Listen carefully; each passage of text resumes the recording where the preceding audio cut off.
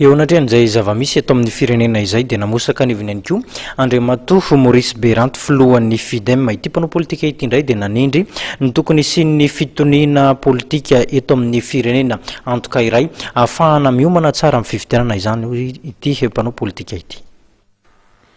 Mitaky ny fitoniana ara-politika, ny fampitsarana ny fifandragitana politika sy ny fanomezan-tsiny ny filohan'ny FIDEM Andriamatoa Maurice Berant izay iray amin'ireo kandida efa nilaza ofisialy ny filatsahany amin'ny fifidianana ho filoham-pirenena.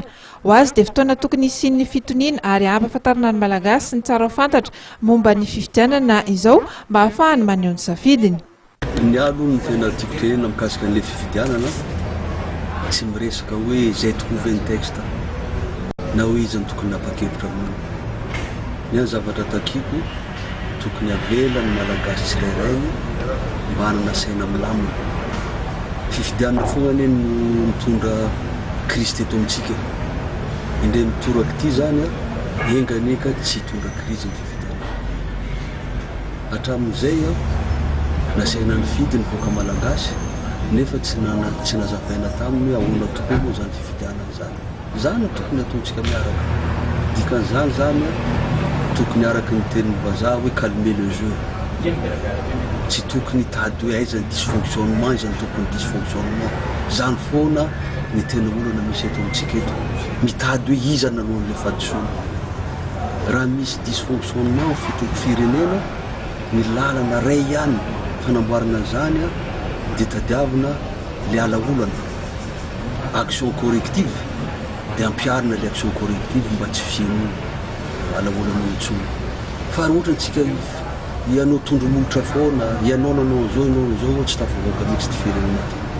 Mitady fitonian-tsaina, mitaky fitonian-tsaina ho an'ny malagasy tsirairay zao andro sarotra zao. Ataontsika kilalaona izy ty taloha teo nini vita nini daty ny législative, vita daty législative fiverenana valomanana, vita ny fiverenana valomanana adiny premier ministre sy ny filohan'ny fitezamita indray zao dina indray rampitso.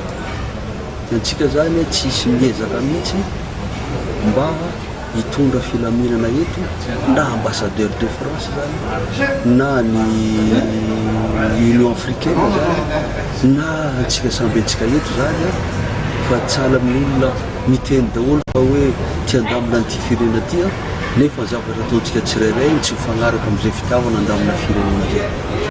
Mitaky ny hitazomana ny tety-andro fifidianana efa nisy ny filohan'ny antoko FIDEM ary ho azy dia tsy tokony hiandika-hevitra intsony ny tokony hiantanterahana fifidianana filoham-pirenena mialoha. Ahafahana mamita fifidianana amin'ity taona ity dia mitaky ny fandraisana andraikitry ny antom-panjakana isan'ny tokony ao anatin'izany ny gouvernemanta sy ny senita ny tenany.